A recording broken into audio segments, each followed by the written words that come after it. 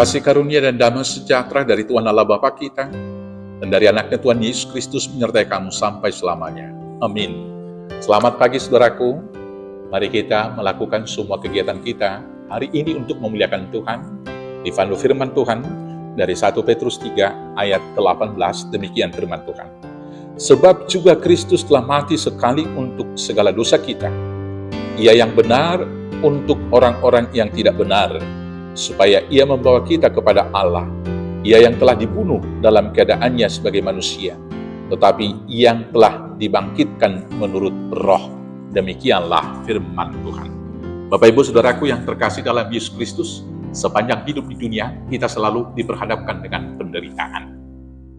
Sudah beberapa kali saya sampaikan dalam khotbah, penderitaan itu tentu karena iblis pertama sekali. Penderitaan karena dosa kita. Maka kemudian, dalam kehidupan keseharian, kita harus berjuang untuk mencari nafkah hidup. Seorang ibu harus berjuang hidup dan mati, melanjutkan regenerasi untuk melahirkan. Penderitaan yang demikian adalah penderitaan yang dialami oleh seluruh manusia.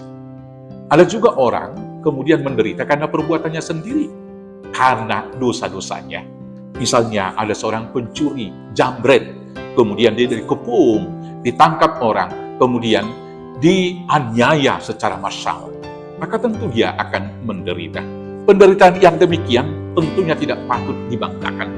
Tapi ada penderitaan yang khusus. Orang menderita karena memperjuangkan kebenaran. Orang-orang yang demikianlah yang sangat jarang dalam kehidupan. Dan itu dilakukan oleh Tuhan Yesus Kristus sendiri. Untuk menyelamatkan manusia, dia kemudian dihujat. Dan untuk menyelamatkan manusia, kemudian dia difitnah, ditangkap, disalibkan, akhirnya mati di kayu salib. Tetapi kemudian Tuhan Yesus menuntaskan karya keselamatan itu dengan kebangkitannya, mengalahkan kematian tersebut.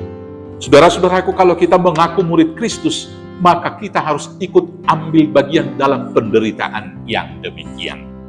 Di ayat 13 saya akan bacakan demikian firman Tuhan. Dan siapakah yang akan berbuat jahat terhadap kamu jika kamu rajin berbuat baik?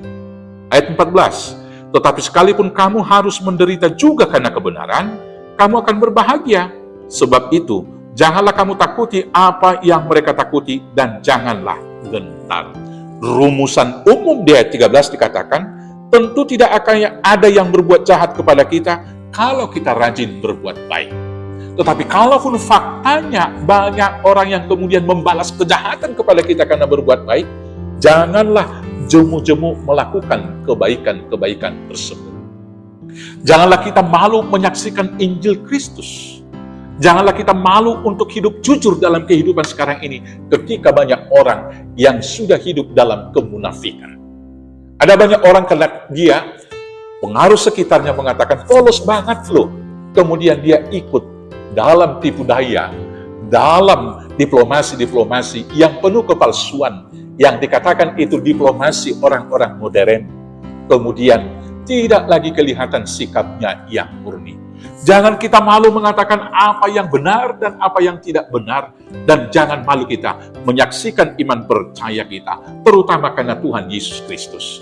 Di tengah-tengah maraknya orang-orang yang menghujat Yesus di media sosial dan lain sebagainya, kita sebagai orang percaya harus tetap mempertahankannya.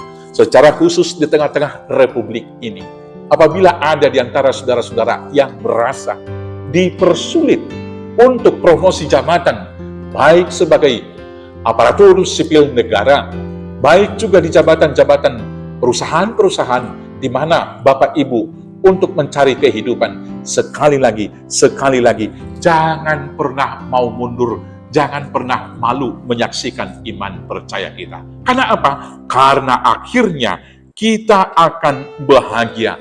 Di ayat 14 dikatakan demikian. Tetapi sekalipun kamu harus menderita juga karena kebenaran, kamu akan berbahagia. Kenapa kita berbahagia? Karena orang yang direndahkan akan ditinggikan oleh Tuhan Yesus. Orang-orang yang kehilangan nyawa karena mempertahankan iman percayanya, sesungguhnya merekalah yang memiliki hidup yang kekal. Karena itu, marilah ikut ambil bagian penderitaan Kristus untuk hidup di dalam kebenaran, menyaksikan kebenaran itu, dan menyaksikan iman percaya kita. di dalam Yesus Kristus Tuhan Juru Selamat kita yang hidup. Tuhan Yesus memberkati. Amin. Kita bersatu dalam doa. Terima kasih Bapa yang baik, kuatkan, mampukan, dan perlengkapi kami, menyaksikan iman percaya kami, agar kami setia melakukannya, walaupun kadang kami harus menderita dalam kebenaran itu. Dan kami tahu, akhirnya kami akan berbahagia di dalam Yesus Kristus Tuhan Juru Selamat kami yang hidup. Amin. Selamat beraktivitas, Tuhan Yesus memberkati. Horas, horas, horas.